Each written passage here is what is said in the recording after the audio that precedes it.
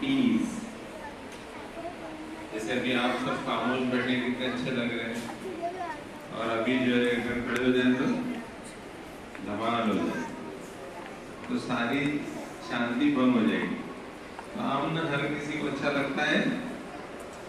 अभी हमारे मुल्क में जो है वो हर शख्स जो है सुबह निकलता है अपने काम अपने रोजगार के सिलसिले में, और बड़े सुकून के साथ वो वापस आता है अपने घर, बीवी बच्चों में रहता है, अपनी सारी सरगर्मियाँ कर रहा है। उसको बोलने की आज़ादी है, उसको अपने मज़हब पर अमल करने की आज़ादी है, उसको अपने रस्म रिवाज की आज़ादी, खाने पीने की आज़ादी, साथ ही जो है उसको अपने जितने भी कस्टम्स हैं उसको लिबास पहनने की आज़ादी। कोई रोक टोक है क्या आप पर है?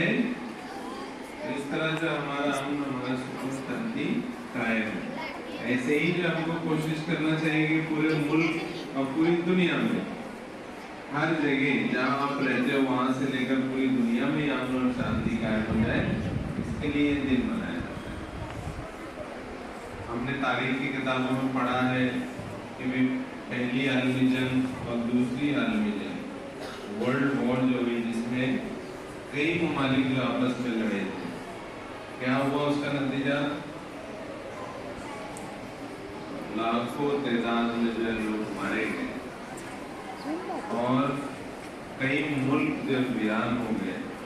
तो नतीजा ये हो गया इंसानियत खतरे में पड़ गई। इसके लिए एक अदारा जिसको यूएनओ कहते हैं, यूनाइटेड नेशंस ऑर्गेनाइजेशन, इसका क्या मतलब है? यूएनओ जो है पूरे मुल्क में पूरी दुनिया में जो है अमन पीस कायम उसके लिए कोशिश करता है, चाहे वो दिखावे के लिए ही क्यों ना हो, लेकिन होती ज़रूर है कोशिश। जैसे हम देख रहे हैं कि गुज़िश्ता जो है वो काफ़ी 8 महीने से ज़्यादा हो गया है, तो फ़लस्तीन पर जो है वो एक मुल्क की तरफ से मुसलसल बमबारी हो रही है। लाखों लोग जो है शहीद हो चुके हैं, जिसमें सिर्फ बच्चों की तादाद जो है वो कई हज़ार है। छोटे छोटे बच्चे, 1 साल से कम उम्र के बच्चों की तादाद 750 है जो बमबारी में मारे गए, 1 साल से कम उम्र। तो ये खुलेआम से दुनिया के अमन को गारत करने की कोशिश है।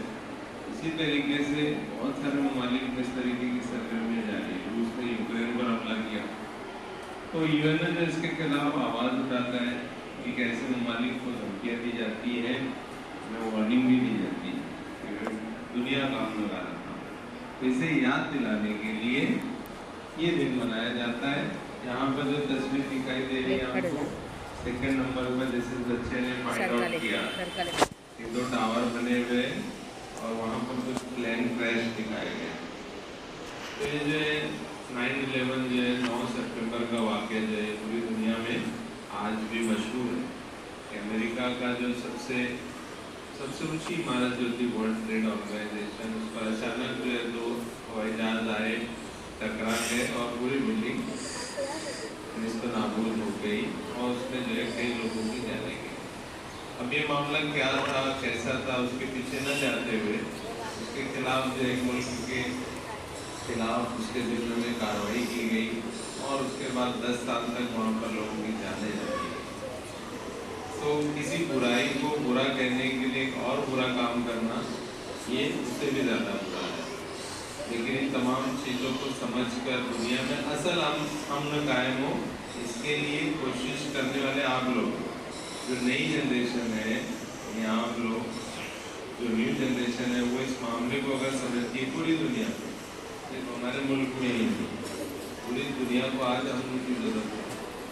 तो वाकई में एक अहम मुद्दा है ये पीस, अमन और शांति। लेकिन असल शांति चाहिए, नाम वाली नहीं कि अगर हम जो है चिल्लाते घूमेंगे हमें बहुत आज़ादी, लेकिन आप अगर वो खोलते हो तो आपको जेल में डाल दिया जाए, तो ये वाली शांति, ये वाला अमन नहीं।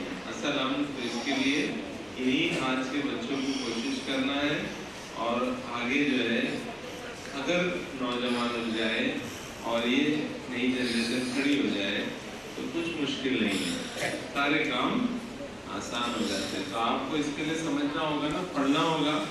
तारीख में जो पढ़ाया जाता है ऐसे ही पढ़ाया जाएगा किताबों में, آپ اگر دنیا کے حالات جانو گے پچھلے کیا ہوئے 7ویں کی تاریخ میں وہ ساری چیزیں بتائی گی، تو پڑھو گے تو پتہ چلے گا کہ کیا ہوا تھا اور اب کیا ہو رہا ہے۔